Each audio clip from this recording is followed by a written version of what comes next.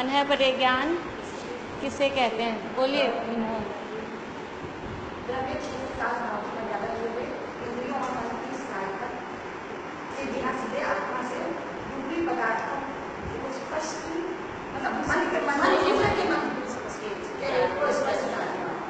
क्या कहते हैं उसे? हाँ, अगर अकेला आप रूपी पदार्थ को बोलोगे तो वो कौन सा ज्ञान हो जाएगा? अब बोलिए, मन है परे ज्ञान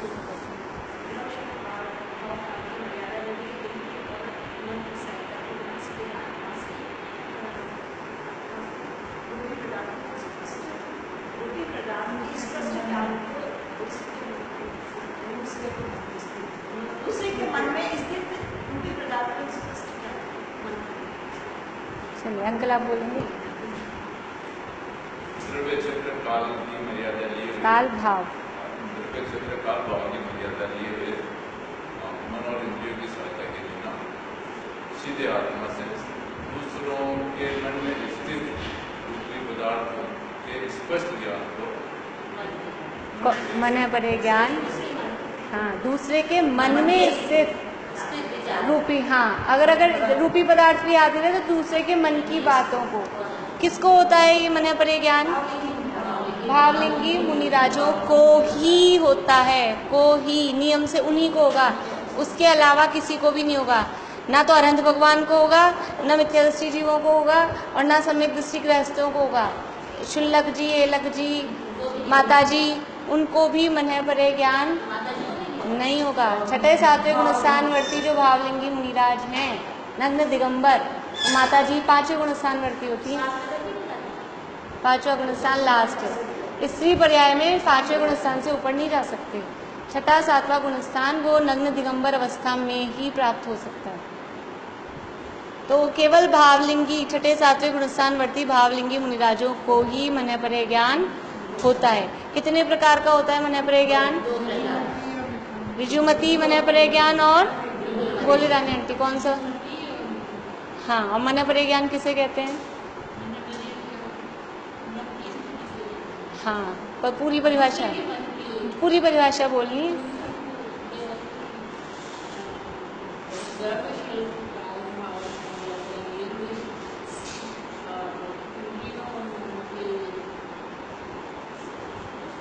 इंद्रियों मन की सहायता के बिना सीधे आत्मा से।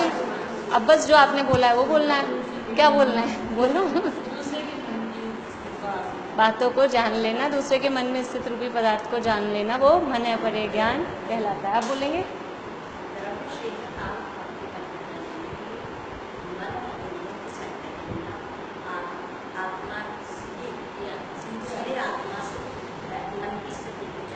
किसके मन की? अपने मन की। आत्मा की स्थिति को नहीं जान सकता है मन है परे ज्ञान। हाँ, अपने मन की तो सभी जानते हैं। अपने मन की जानने में क्या विशेषता है? अपने मन की अपन नहीं जानते क्या? दूसरे के मन की बातों को जान लेना, हाँ, वो क्या मन है परे ज्ञान है। दो प्रकार के मन है परे ज्ञान है। ऋजुमती मन है परे ज्ञान किसे कहते हैं? बोलिए रंजू माता। ऋजुमती में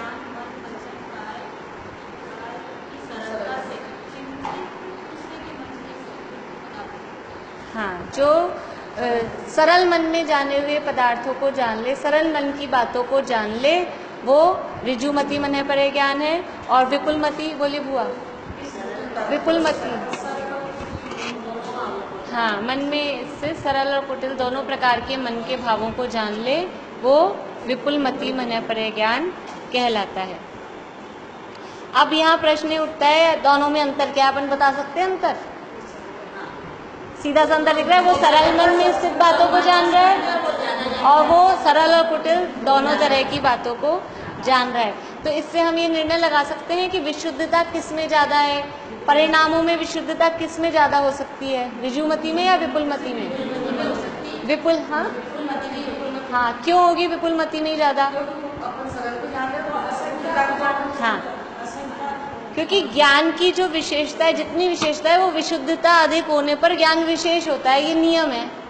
जितनी विशुद्धता बढ़ेगी उतना ज्ञान विशेष होगा। तो इनको ज्ञान विशेष है विपुलमती को। इससे ही सिद्ध हो रहा है कि इनके परिणामों में विशुद्धता अधिक है। तो विशुद्धता की अपेक्षा अंतर है।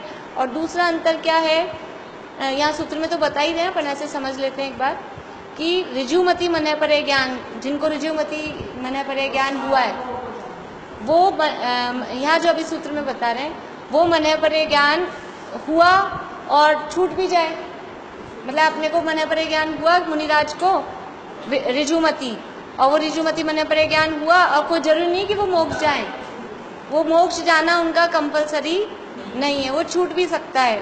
वो ज्ञान छूट गया मतलब कि अब वो मर गए तो मर जाएंगे तो क्या बन जाएंगे, देव बन जाएंगे, देव बन जाएंगे तो मन परे ज्ञान रहेगा नहीं रहेगा। क्यों? क्योंकि देव बन गए तो ज़्यादा से ज़्यादा कौन सा गुणस्थान हो सकता है?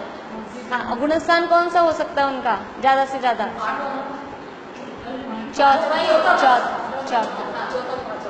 चौथे गुणस्थान से ऊपर देवों में और नरकों में चौथे गुणस्थान से ऊपर नहीं होता। तो मर के अगर मुनिराज मरेंगे तो कहाँ जाएंगे? देव में ही जाएंगे। मुनिराज मरेंगे तो मुनिराज कह रहे हैं मतलब भावलिंगी मुनिराज। अब खाली बाहर में नग्न दिगंबर हो और अंदर परिणाम खोटे हो, गुणस्थान गलत हो, वो बात अलग है, लेकिन भावलिंगी मुनिराज अगर मरण को प्राप्त हो तो वो देव में ही जाएंगे, और देव में जाएंगे तो चौथा गुणस्थान होगा, तो वहाँ मन परे ज्ञान नहीं हो सकता। तो ऋजुमति मन परे ज्ञान छूट भी सकता है। छूट सकता है का मतलब होके भी छूट जाए और उसमें मोक्ष जाने का नियम नहीं है। लेकिन विपुलमति मन परे ज्ञान एक बार हो जाए तो छूटता नहीं है। छूटता नहीं है का मतलब है कि वो विपुलमति मन परे ज्ञान केवल ज्ञान लेके ही उसमें ही मिलता है, केवल ज्ञान लेके ही छूटता है। वो छूटना शब्द नहीं कहते उसको फिर, हाँ मतलब वो तो अब केवल ज्ञान हो गया तो उसको हाँ, तो अब मन परे ज्ञान की कोई मतलब ही नहीं। तो यानी विपुलमति मन परे ज्ञानी नियम से मोक्ष जाते हैं, ये अर्थ निकला। ये यहाँ सूत्र में विशेष रूप से 2 अंतर बता रहे हैं, और अंतर तो और अपन ने से कल जो बातें की उस आधार पर अंतर और बहुत सारे निकल सकते हैं। देखिए, ऋजुमति और विपुलमति मन परे ज्ञान का स्वरूप स्पष्ट करने के उपरांत अब उनमें परस्पर क्या अंतर है यह स्पष्ट करते हैं। तत्संबंधी सूत्र इस प्रकार है। देखिए शब्द क्या है इसमें? विशुद्धि और अप्रतिपाताभ्याम। शब्द है विशुद्धि और अप्रति, तो विशुद्धि का धी का ई और अप्रतिपात का अ है ना, ये धी का ई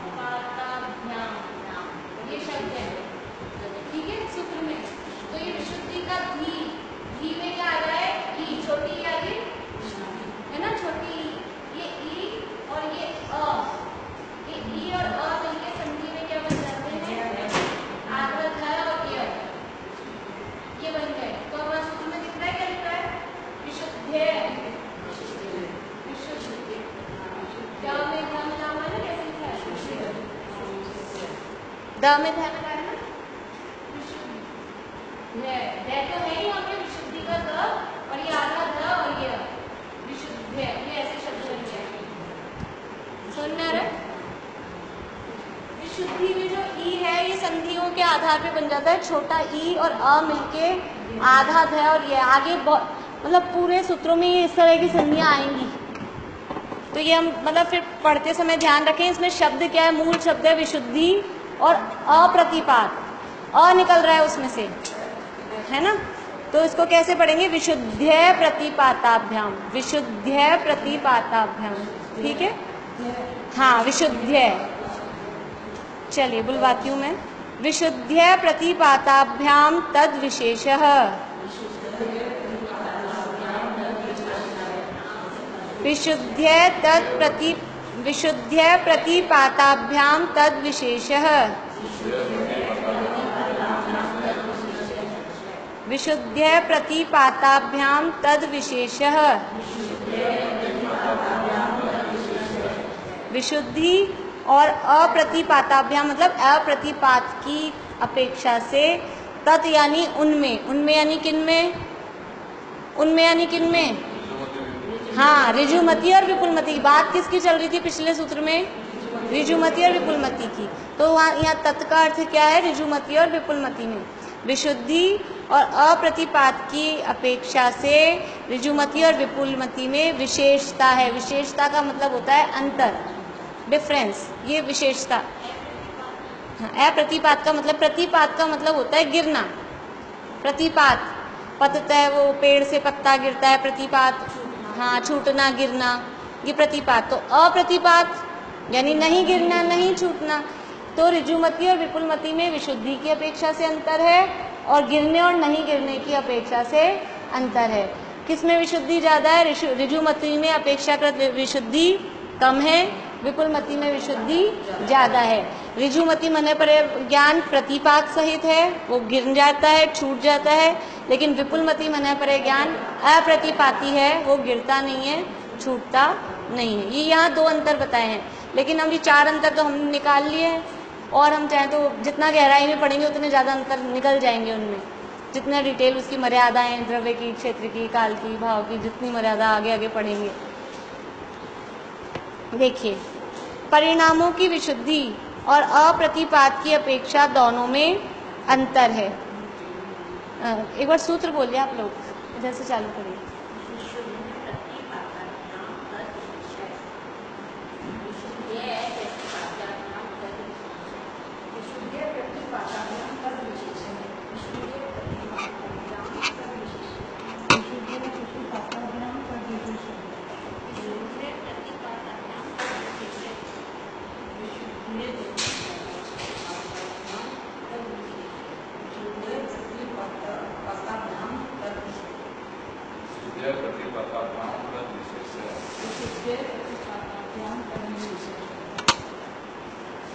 मन परे ज्ञानावरण कर्म के क्षयोपशम से, क्षयोपशम समझ में आया थोड़ा बहुत? क्षयोपशम का मतलब है मन परे ज्ञानावरण का कुछ का उदय है, कुछ का अनुदय है, कुछ का उपशम है, समझ लीजिए। तो मन परे ज्ञानावरण कर्म के क्षयोपशम से आत्म परिणामों में होने वाली निर्मलता को विशुद्धि कहते हैं। कि किसके ज्ञान, मन परे ज्ञानावरण कर्म का क्षयोपशम ज़्यादा है यानी उघाड़ ज़्यादा है तो उसके विपुलमती होगा, किसी के वो कर्म का उदय ज़्यादा है, क्षयोपशम कम है तो उनके ऋजुमती होगा। जिनके वो कर्म का क्षयोपशम ज़्यादा होगा, कपड़ा उनके आवरण पतला होगा तो उनको ज्ञान ज़्यादा होगा, और ये कपड़ा मोटा होगा आवरण का तो उनको ज्ञान कम होगा। कपड़ा नहीं होता, वो कर्म का आवरण बोल रहे, कपड़ा का मतलब उदाहरण है ना। गिरने अर्थात छूटने का नाम प्रतिपात है और नहीं गिरने नहीं छूटने का नाम अप्रतिपात है। ऋजुमती से विपुलमती ज्ञान वाले के परिणामों में अधिक विशुद्धि होती है और ऋजुमती होकर छूट जाता है या छूट सकता है, पर विपुलमती वाला कभी भी नीचे की ओर नहीं जाता। वह जब तक केवल ज्ञान न हो जाए तब तक नहीं छूटता। केवल ज्ञान होने पर तो चारों ही क्षयोपशम ज्ञान छूट जाते हैं। केवल ज्ञान होने पे तो न मति ज्ञान है, न शुद्ध ज्ञान है, न अवधि ज्ञान है, न मरे परे, वो तो छूटना ही है। उसको छूटना नहीं बोलते, उसको बोलते हैं मतलब लास्ट स्टेज तक रहा ना तो उसको छूटना नहीं बोलते। हाँ, छूटना उसको बोलते हैं कि वो उसी में छूट के नीचे वाले स्टेज पे आ जाए। मन परे ज्ञान ऊंची स्टेज और वो छूट के खाली मति श्रुति रह जाए तो उसको छूटना बोलते हैं। केवल ज्ञान प्राप्त कर लिया तो उसको छूटना नहीं बोलते। हाँ,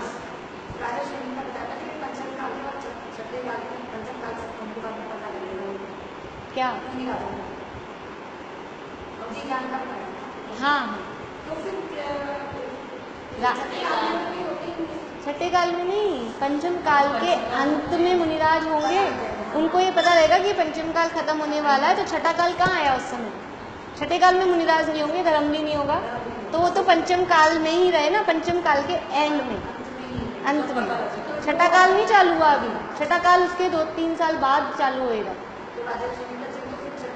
राजा श्रेणिक की बात अलग बताई थी, वो तो यशोधर मुनिराज के गले में मरा हुआ सर्प डाला था तो यशोधर मुनिराज को मन पर ज्ञान था ये कहा था, वो राजा श्रेणिक की बात उसमें कही थी। इसमें राजा श्रेणिक नहीं, राजा श्रेणिक तो अभी गए, नरक में है वो तो।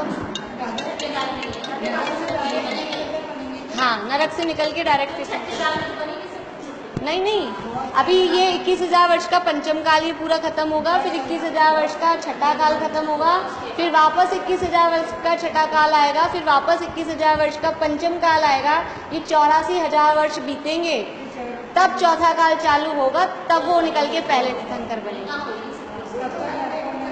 ये सब आपकी बहुत सारी जिज्ञासा है। जब अपन तीसरा अध्याय पढ़ेंगे ना, और ये अपना देखो हो जाना चाहिए इस महीने में। ये एक अवसर्पणी होता है, फिर उसके बाद में उपसर्पणी आता है, तो वो ऐसे उल्टा चलता है, फिर से ऐसे।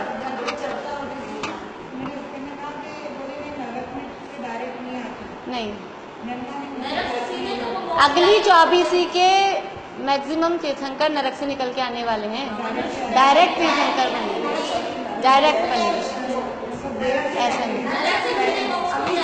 नरक से मोक्ष नहीं, नरक से मनुष्य बनेंगे, नरक से मोक्ष नहीं जाएंगे।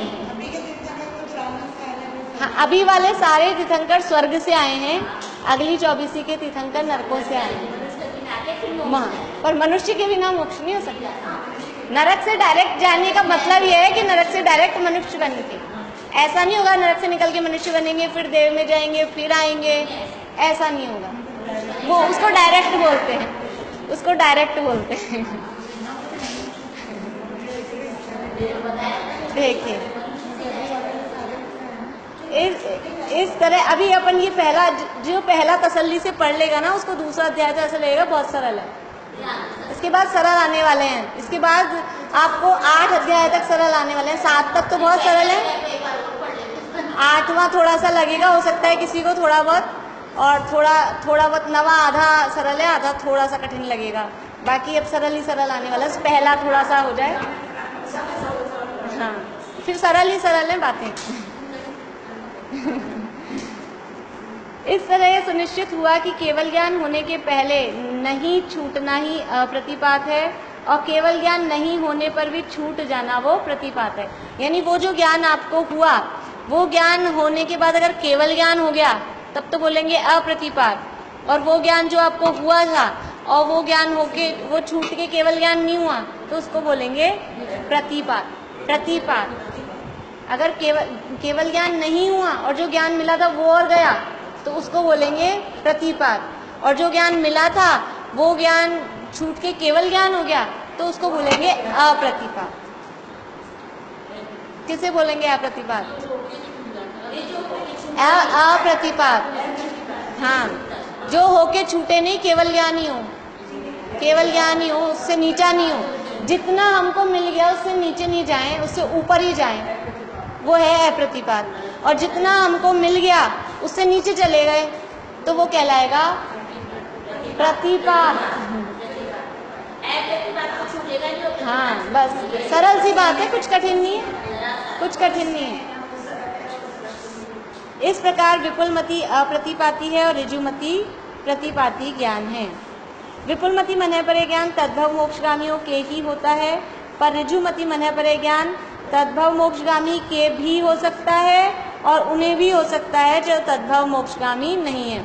यहाँ ऋजुमति को हमने कहा प्रतिपाती है, मतलब वो छूट जाता है।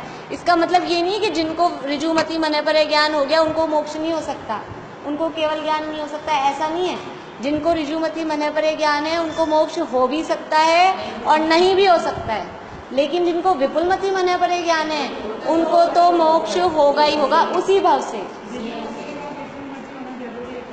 नहीं जरूरी नहीं है, ऋजुमति के बाद विपुलमति हो, हाँ डायरेक्ट केवल ज्ञान भी हो सकता है और ऋजुमति से छूट भी सकता है, लेकिन जिनको विपुलमति मन परे ज्ञान है उनको तो उसी भाव से मोक्ष तो इनको भी होगा। मान लो जिनको ऋजुमति है और अभी छूट गया तो कभी ना कभी उसी भाव में या एक आध दो भाव बाद मोक्ष तो उनको भी होगा, लेकिन विपुलमति मन परे ज्ञानी को उसी भाव से मोक्ष होने का नियम है, उसी भाव से मोक्ष जाएंगे। इस प्रकार विपुलमति ज्ञान वाला शपक श्रेणी का आरोहण करता है, पर ऋजुमति वाला शपक श्रेणी और उपशम श्रेणी दोनों पर चढ़ सकता है। यह भी हो सकता है कि वह श्रेणी चढ़े ही नहीं। इस श्रेणी क्या होती है? हाँ, ये दो तरह की श्रेणियाँ होती हैं, मतलब कर्मों का नाश करने के लिए जो बहुत अब कमर कस के तैयार हो गया, फास्ट पुरुषार्थ कर रहे हैं, वो प्रक्रिया कहलाती है श्रेणी। ये श्रेणी चालू होती है 8वें गुणस्थान से। 8, 9, 10, 11 और 12। 8, 9, 10, 11 ये होते हैं उपशम श्रेणी के। 8, 9, 10, 12 ये होते हैं शपक श्रेणी के गुणस्थान। तो श्रेणी का मतलब समझ लीजिए कर्म के नाश करने की जो तीव्र प्रक्रिया जो चालू होती है मोक्ष जाने की, उसको कहते हैं श्रेणी। तो मतलब जिसको मोक्ष जाना है वो श्रेणी चढ़े बिना मोक्ष नहीं जा सकते। तो ऋजु मते मने परे यानी तो उपशम श्रेणी भी चढ़ सकते हैं और शपक श्रेणी भी चढ़ सकते हैं, यानी कर्मों को दबाते हुए भी जा सकते हैं और कर्मों का नाश करते हुए भी जा सकते हैं। लेकिन विपुल मति मने परे यानी वो कर्मों का नाश करते हुए शपक श्रेणी चढ़ते हुए ही आगे बढ़ेंगे, यानी वो मोक्ष ही जाएंगे। तो अभी अपन अंतर देख सकते हैं इनमें, यहाँ तो दो ही बताए हैं। अभी अपन पहला अंतर तो डेफिनेशन का हो गया। शपक श्रेणी का मतलब है कर्मों का नाश करते हुए आगे बढ़ना। हाँ, तो वो जो शपक श्रेणी चढ़ेंगे वो नियम से उसी भाव से मोक्ष जाएंगे। 8, 9, 10, 12 और 11 ये उपशम श्रेणी गुणस्थान। 8, 9, 10, 12 ये 4 गुणस्थान शपक श्रेणी के। 10, 12 ये हाँ, मतलब 8, 9, 10 तो सेम है दोनों में। 11 जिसमें आएगा वो उपशम श्रेणी का है, 12 जिसमें आएगा वो शपक श्रेणी का है। हाँ, 8, 9, 10, 11 ये उपशम श्रेणी के हैं। हाँ, कर्मों का नाश करते हुए मोक्ष मार्ग में आगे बढ़ना वो शपक श्रेणी कहलाता है। कर्मों का नाश करते हुए मोक्ष मार्ग में आगे बढ़ना, ये समझ लो ये अपनी भाषा में है, ये शास्त्रों की परिभाषा नहीं, क्योंकि वो परिभाषा बहुत कठिन है और जो शास्त्रों की एग्जैक्ट डेफिनेशन। मोक्ष मार्ग में आगे बढ़ना नहीं, सभी नहीं है इसमें, अकेला इसीलिए मैं पूरी नहीं लिखा रही हूँ, फिर वो क्रिटिकल होती जाएगी। चारित्र मोहनीय कर्म होता है एक्चुअली, लेकिन चारित्र मोहनीय कर्मों का नाश करते हुए मोक्ष मार्ग में आगे बढ़ना, इतना और लिख लीजिए। आपने कितना लिखा? शपक श्रेणी कहलाता है।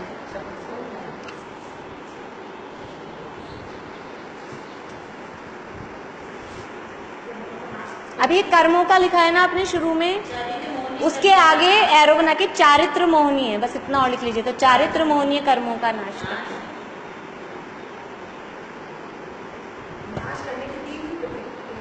हाँ, चारित्र मोहनीय कर्मों का नाश करते हुए मोक्ष मार्ग में आगे बढ़ना शपक श्रेणी है, और चारित्र मोहनीय कर्मों का उपशम करते हुए मोक्ष मार्ग में आगे बढ़ना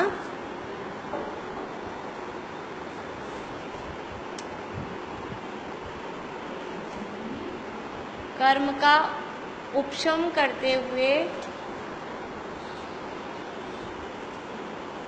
उपशम का अर्थ तो समझ में आता है ना, दबाना, दबाना, नहीं तो ब्रैकेट में दबाना लिख लीजिए उसको, अगर जिनको अर्थ समझ में नहीं आए। मोक्ष, हाँ, मोक्ष मार्ग में आगे बढ़ना उपशम श्रेणी कहलाता है। वाला तो नियम से वापस आएगा। हाँ, वापस आता है। उपशम श्रेणी वाले नियम से नीचे गिरते हैं, शपक श्रेणी वाले नियम से मोक्ष जाते हैं। उपशम श्रेणी कहलाता है। करते हुए जाते हैं, उनके 11वां स्थान ही नहीं आता। हाँ, उनके 11वां आता ही नहीं। क्या लिखा आपने पूरा? चारित्र मोहनीय, चारित्र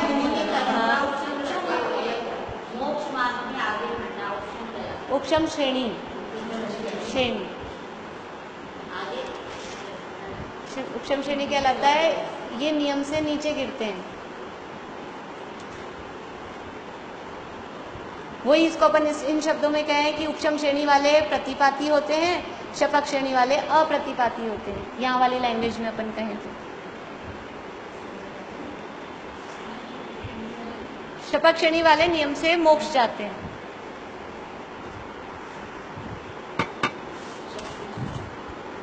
अभी अपन देखें 5 पांडव मुनिराज से, कहानी सबको पता है। मुनि बने, शत्रुंजय पर्वत पर ध्यान कर रहे थे तो उनके 5 के ऊपर उपसर्ग हुआ, ख्याल में है सबको।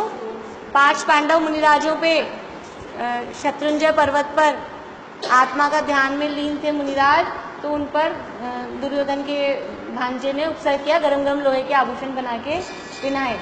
तो जो 3 पांडव थे उनमें से वो तो चारित्र मोहनीय कर्म का क्षय करते हुए उन्होंने शपक श्रेणी आरोहण किया, शपक श्रेणी चढ़ी, तो वो तो तीनों चले गए मोक्ष। और जो नकुल और सहदेव मुनिराज थे वो चारित्र मोहनीय कर्म को दबा ही पाए। हाँ, वो कहने की बात है, असली बात तो ये है कि वो चारित्र मोहनीय कर्म का नाश नहीं कर पाए, वो चारित्र मोहनीय कर्म को दबाते हुए गए, तो वो शपक श्रेणी उपशम श्रेणी चढ़ पाए, तो वो मोक्ष नहीं जा पाए, वो वापस गिरे और फिर सर्वार सिद्धि स्वर्ग में अभी रहे। हाँ, पर वो ऐसा विकल्प मुनिराजों को नहीं आता। भाई भाई तो रही का, सगे संबंधी रिश्ते नाते तोड़ के तो दीक्षा ले लेते हैं, ये तो कहने की बात है। इसीलिए कहानियों में क्या होता है, थोड़ा मोटा मोटा स्थूल कथन चला देते हैं। ऐसे मुनिराजों को भाई पना नहीं रहा उनको आपस में कि मेरे भाई हैं, वो तो कुछ ना कुछ जो भी राग आया वो कहानी में क्या लिखें, तो इस तरह से लिख देते हैं। वो सब कहानियों की बात है। एक्चुअल में मुनिराजों को ऐसे विकल्प छठे सातवें गुणस्थान में इस तरह के विकल्प आते ही नहीं है। अपन अगर मुनि भूमिका को गहराई से पढ़ें तो 3 कषाय चौकड़ी के अभाव में ऐसी हल्की फुल्की बातें नहीं आती है, मेरा मेरा मेरा तेरा वाली।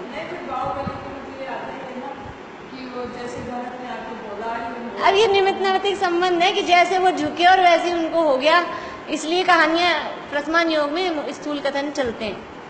गलत है, मतलब उसको हम वो नहीं कह रहे, लेकिन प्रथमान योग को प्रथमान योग समझना चाहिए। जैसे बच्चों को अपन कह देते हैं ना कुछ भी झूठ, मतलब हाँ, बच्चों को कुछ भी कह देते हैं। बच्चा जिद्दी कर रहा है चांद चाहिए मुझे, तो इसमें कबीर के किसी के बिहारी के दोहों में आता है, मैया मोहे चंद्र खिलौना चाहिए, ऐसे उनके पद्य आते हैं। तो क्या चांद ला के दे उनको, तो क्या करते हैं, नीचे एक थाली परात भरते हैं पानी की और उसमें चांद दिखता है, ले पकड़ ले।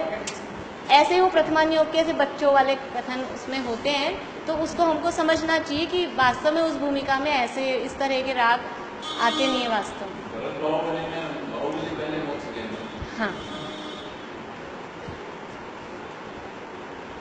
देखिए अब आपको क्या करना है, कॉपी में मैं पूरा नहीं लिखाऊंगी, हिंट दे रही हूँ, आप खाली हिंट नोट कर लीजिए। बीच में लाइन बनानी है अपने को, अंतर जैसे लिखते हैं ना, एक तो कॉलम छोटा बनाना है, उसमें ऊपर लिख लीजिए अंतर का आधार, किस बेस पे अपने को अंतर करना है। आधार मतलब किस पॉइंट पे अपने को अंतर निकालना है। आधा पेज करीब बहुत होगा, फिर जरूरत हो तो लाइन बढ़ा लीजिएगा। जो साइड वाला जो कॉलम होता है ना अपना हाशिए वाला, उसमें तो लिख लीजिए अंतर का आधार, और एक तरफ ऋजुमति मने परे ज्ञान, एक तरफ विपुलमति मने परे ज्ञान।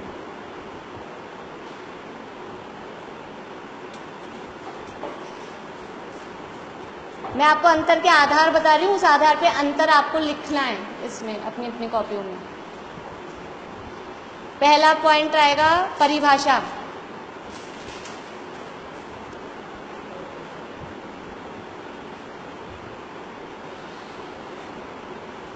बना लिया आपने कॉलम? हाँ, बढ़िया। एक तरफ लिखना है ऋजुमति ऊपर, एक तरफ विपुलमति। पहला पॉइंट हो गया अंतर के आधार में परिभाषा,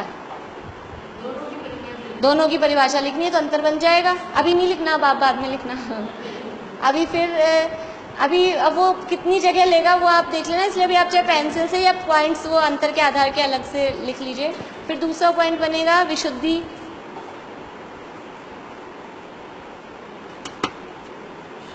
तीसरा प्रतिपात। बस इतना सा लिखना है, ऋजुमति मने परे ज्ञानी प्रतिपाती भी हो सकते हैं और विपुलमति मने परे ज्ञानी अप्रतिपाती होते हैं, बस ऐसे लिखना है। अप्रतिपाती, ऋजुमति की विशुद्धि अपेक्षाकृत कम होती है, विपुलमति की विशुद्धि अपेक्षाकृत अधिक। अपेक्षाकृत वर्ड लिखना है, वरना किससे कम किससे ज्यादा होती है अपने को पता नहीं चलेगा। इसके बाद हाँ, नहीं, अभी इतना ही 3, परिभाषा, विशुद्धि, प्रतिपात, ठीक है। अब लिखिए चौथा पॉइंट, मोक्षगामी।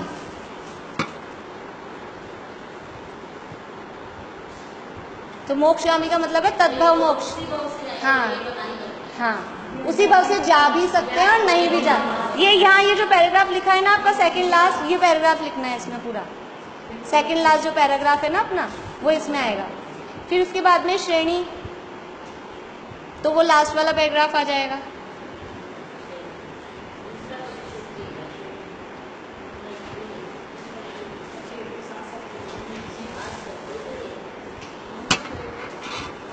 ठीक है, और इसके बाद में एक लिखिए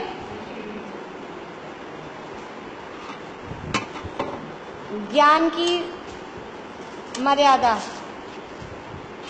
ज्ञान की मर्यादा लास्ट लिखिए। ये मैं आपको बता देती हूँ। ऋजुमति मन परे ज्ञान अधिकतम 7-8 भवों तक जान सकता है। ऋजुमति मन परे ज्ञान अधिकतम 7-8 भवों तक जान सकता है। 7-8 ऐसे आता है, 7 भी 8 भी। ऋजुमति मन परे ज्ञान अधिकतम 7-8 भवों को जान सकता है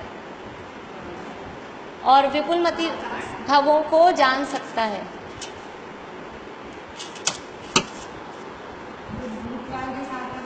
हाँ, जो भी इसमें ज्ञान होता है ना, तो जितना भूत का है उतना भविष्य का होगा। और विपुलमति मन परे ज्ञानी अधिकतम असंख्यात भवों को जान सकता है। अधिकतम। मिनिमम की मर्यादा अलग है इनकी, अभी अपन बस इतना ही अधिक भवों को जान सकता है, असंख्यात। ऐसे इनमें और हैं इसी तरह से अंतर, लेकिन अपने को ज़्यादा डिटेल में नहीं जाना है, इतना बहुत है। 5 अंतर हो गए, 6 हो गए, तो इतने बहुत हैं अपने लिए बस। परिभाषा, विशुद्धि, प्रतिपाद, मोक्ष, श्रेणी और ज्ञान की मर्यादा। ठीक है, तो इस तरह से ऋजुमति और विपुलमति ज्ञान में अंतर, ये इतना हुआ। अब देखिए अवधि ज्ञान और मन परे ज्ञान में अंतर। हाँ, इसमें भी ऐसे ही बनाना है। अभी अपन सूत्र पढ़ लेते हैं एक बार। देखिए, विशुद्धि क्षेत्र स्वामी, बोलिए। विशुद्धि क्षेत्र स्वामी विषयेभ्यो वधि मनः पर्ययोः। विशुद्धि क्षेत्र स्वामी विषयेभ्यो वधि मनः पर्ययोः।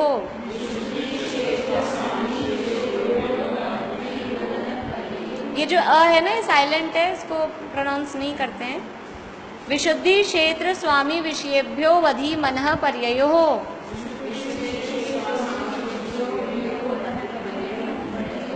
आवाज क्यों नहीं आ रही आप लोगों की?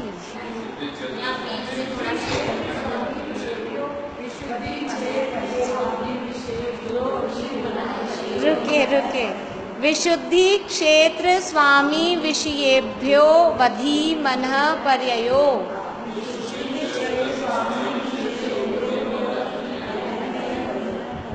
विशुद्धि क्षेत्र स्वामी विषयेभ्यो वधि मनः पर्ययोः।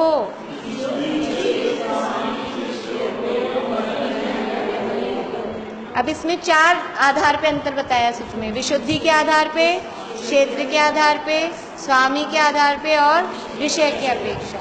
अवधि ज्ञान और मन परे ज्ञान में दोनों में परस्पर अंतर है। विशुद्धि किसकी ज़्यादा होगी? अवधि ज्ञान की या मन परे ज्ञान की? मन परे ज्ञान की। ठीक है, अवधि ज्ञान से मन परे ज्ञान अधिक विशुद्धि वाला है। ऐसे ही कॉलम बना के ये अंतर का आधार लिख लेंगे। पहला अंतर अपने आप ही आप परिभाषा का बनाइए और बाकी 4 पॉइंट ये होंगे। उसके अलावा भी अपन देख लेंगे कोई और पॉइंट निकल रहा है क्या। पहला अंतर हमेशा किसी भी चीज़ में बनाना हो तो डेफिनेशन ही अलग होती है, क्योंकि 2 चीज़ें अंतर अपन बना रहे हैं। अगर डेफिनेशन सेम होगी तो अंतर, हाँ, इसकी परिभाषा की वो 4 पॉइंट, उसकी परिभाषा के 4 पॉइंट, लेकिन फ़र्क है ना चारों में, मतलब चौथे में फ़र्क है, तो उस हिसाब से फ़र्क हो जाएगा। ये है ना, ये लिखी हुई किताब में, वो सरल मन के चिंतित विषय को जानता है, ये सरल और कुटिल दोनों मन के विषय को जानता है। तो ये परिभाषा बुक में लिखी है। ये भी आपको जो लिखना था वो मैंने लिखा दिया, आपको बस इसमें से लिखना है देख के। तो आप अपने हाथ से लिखोगे ना तो आपको थोड़ा याद हो जाएगा। हाँ, पहला पॉइंट परिभाषा का, दूसरा पॉइंट विशुद्धि का। फिर एक क्षेत्र, क्षेत्र का मतलब है कितने एरिया को जानता है। तो अवधि ज्ञान का क्षेत्र ज्यादा है कि मन परे ज्ञान का क्षेत्र ज्यादा है? हर बात में वो आगे नहीं है। क्षेत्र में अवधि ज्ञान आगे, क्षेत्र में अवधि ज्ञान का क्षेत्र ज्यादा है। पहला पॉइंट परिभाषा, वो परिभाषा अवधि ज्ञान की, मन परे ज्ञान की अपन ने लिख रखी है, वो आपको लिखनी है बाद में। फिर दूसरा पॉइंट हो गया विशुद्धि। वो विशुद्धि का फर्स्ट पॉइंट क्या दे रखा है? हाँ, तो अवधि ज्ञान की विशुद्धि अपेक्षाकृत कम है, मन परे ज्ञान की विशुद्धि अपेक्षाकृत ज्यादा है। ऐसे करके लिख लेना, ठीक है। जो ढंग से लिख, अगर जिनको नहीं आ पा रहा है तो जो ढंग से लिख सकते हो लैंग्वेज, वो लिख लेना, एक बार मुझे दिखा देना, तो बाकी सब कॉपी कर लेना अगर जो नहीं लिख पा रहे हो। और अपना अपना लिखें तो अच्छी बात है, खुद की मेहनत का मजा खुद का ही आएगा, जैसे आप लोगों का मन हो। फिर ये हो गया क्षेत्र, अवधि ज्ञान का क्षेत्र अधिक है, मन परे ज्ञान का क्षेत्र कम है। कैसे है वो समझिए, है ना। मन परे ज्ञान मात्र मानुषोत्तर पर्वत के भीतर अर्थात 2.5 द्वीप के भीतर की ही बात जानता है। क्यों? क्योंकि मन परे ज्ञान किसको होता है? किसको होता है? भावलिंगी मुनिराजों को होता है। और भावलिंगी मुनिराज कहाँ पाए जाएंगे? केवल मनुष्य है ना वो, तो मनुष्यों का एरिया कितना है? केवल 2.5 द्वीप। तो मन परे ज्ञान केवल मैक्सिमम, ये तो मैक्सिमम बता रहे हैं, मिनिमम में उसमें कम भी हो सकता है। तो मन परे ज्ञान ज्यादा से ज्यादा जानेगा तो केवल 2.5 द्वीप के अंदर अंदर की बात ही जान सकता है। लेकिन अवधि ज्ञान तो देवों को भी है, नारकियों को भी है, और मनुष्य तिरंचों को भी हो सकता है। तो अवधि ज्ञान का जो क्षेत्र है, एरिया है, वो ज्यादा है।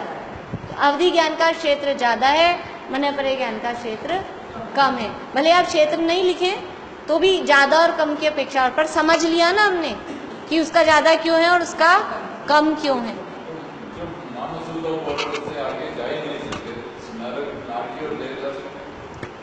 नारकी तो नरक से निकलते ही नहीं है, देव तीनों लोकों में कहीं भी जा सकते हैं। हाँ, मानुषोत्तर पर्वत के बाहर तिरंच भी रहते हैं, तिरंच रहते हैं और देव जा सकते हैं। नारकी नरक से निकलते नहीं है, और मनुष्य केवल 2.5 द्वीप में ही रह सकते हैं। 2.5 द्वीप के बाहर किसी भी रूप में तीर्थंकर भी हो तो भी वो 2.5 द्वीप के बाहर गमन करना उनके संभव नहीं है। मनुष्यों का किसी भी रूप में 2.5 द्वीप के बाहर गमन संभव नहीं है। देखिए, इसके बाद में है स्वामी। हाँ, मन परे का क्षेत्र कम है। स्वामी बताएं, अवधि ज्ञान यहाँ जो लिखा है वो अभी छोड़ दीजिए, आप अपने हिसाब से बताइए अवधि ज्ञान किस किस को हो सकता है। अवधि ज्ञान के स्वामी, स्वामी मतलब किसको हो सकता है? अवधि ज्ञान के मालिक ज्यादा हैं कि मन परे ज्ञान के मालिक ज्यादा हैं? बोलो रानिया, क्यों है अवधि ज्ञान के ज्यादा? हाँ, अवधि ज्ञान चारों गतियों में पाया जा सकता है, देवों नारकियों को तो है ही है, और मनुष्य तिरंचों को भी हो सकता है। लेकिन मन परे ज्ञान केवल मनुष्यों में, और मनुष्यों में भी और कम भावलिंगी मुनिराजों को। तो स्वामी इसके ज्यादा है, इसके कम है। और देखिए यहाँ क्या, यहाँ वही बात लिखी है, मन परे ज्ञान 6वें गुणस्थान से लेकर 12वें गुणस्थान तक प्रवर्धमान उत्कृष्ट चारित्र वाले जीवों के ही पाया जाता है। मतलब यह है कि भावलिंगी मुनिराजों के ही पाया जाता है। जबकि अवधि ज्ञान चारों गतियों के सभी सैनी पंचेंद्रिय सम्यक दृष्टि, यहाँ सम्यक दृष्टि क्यों लिखा है? अवधि, क्योंकि यहाँ अवधि ज्ञान की बात चल रही है, कुअवधि ज्ञान की बात नहीं चल रही। यहाँ लिखा है ना सभी सैनी पंचेंद्रिय सम्यक दृष्टि जीवों को।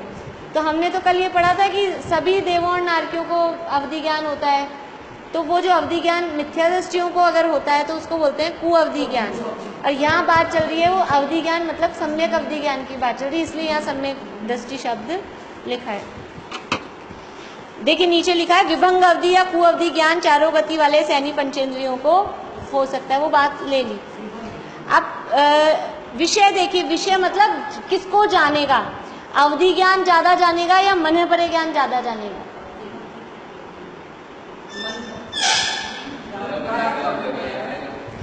देखो ज्यादा तो अवधि ज्ञान जान रहा है। अगर क्वांटिटी देखेंगे तो क्वांटिटी के हिसाब से अवधि ज्ञान ज़्यादा जानेगा, मन परे ज्ञान की क्वांटिटी कम होगी। लेकिन अगर हम क्वालिटी वाइज देखेंगे, बारीकी देखेंगे, तो अवधि ज्ञान में बारीकी कम है, थोड़ा मोटापन है, भौटापन है, और मन परे ज्ञान में बारीकी, सूक्ष्मता, पैनापन वो मन परे ज्ञान में ज़्यादा है। मन परे ज्ञान बारीक चीज़ों को भी पकड़ लेगा, मन की बात को जान रहा है ना, लेकिन अवधि ज्ञान क्योंकि इतनी बारीक चीज़ को नहीं जान पा रहा कि मन की बात को जान सके। हाँ, मन की बात को नहीं जान सकेगा। तो देखिए, अवधि ज्ञान का विषय द्रव्य, क्षेत्र, काल और भाव की मर्यादा में सभी रूपी पदार्थ और उनकी कुछ पर्याय हैं। मन परे ज्ञान का विषय भी रूपी पदार्थ ही है, परंतु वह पदार्थ अवधि ज्ञान के विषय से अनंतवा भाग सूक्ष्म मात्र दूसरे के मन में स्थित विकल्प है, विचार है। तो विषय की अपेक्षा से क्या अंतर हुआ कि अवधि ज्ञान का विषय अपेक्षाकृत स्थूल है, ऐसे लिख लीजिए, आप शब्द याद नहीं रहेंगे तो। अवधि ज्ञान का विषय अपेक्षाकृत स्थूल है,